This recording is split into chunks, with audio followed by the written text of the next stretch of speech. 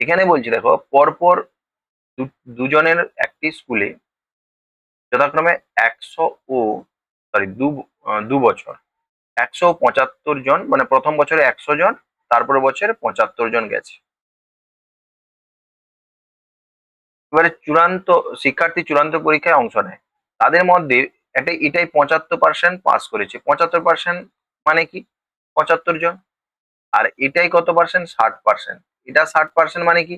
তাহলে 75 গুণিতক 60/100। কি বললাম, বোঝা গেছে? তাহলে 15 × 5 = 75, 5 × 2 = 10, 2 × 3, তাহলে 15 × 3 = 45, তাহলে এটা 45 জন।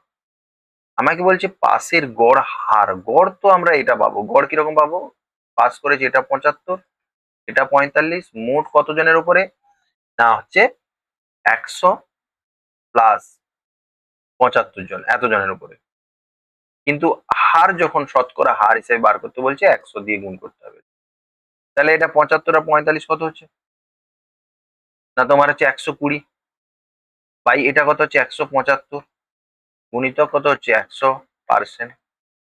তাহলে এটা 7 হয়েছে। এটা কত হচ্ছে?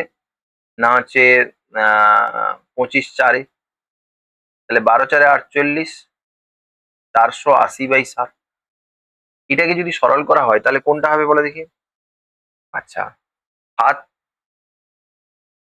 7 × 6 = 42, তার সাথে 49 বেশি হয়ে যাচ্ছে। 7 × 6 = 42। আচ্ছা, তার সাথে 49 মানে 48 আছে, এক কম, 5-এর বেশি হবে। ঠিক আছে, তাই এইটা হবে। তোমরা যদি পূর্ণ ভাঙতে চাও ভাগ নিতে পারো। এখানে 42 হলে আর 60 থাকছে, 7 × 8 = 56, এরকম করে হবে আর কি। ঠিক আছে, তাহলে এটা হবে। চলো তারপরটা তোমরা বুঝতে পারছো কিনা দেখো, একটু পড়ে নাও নিজে।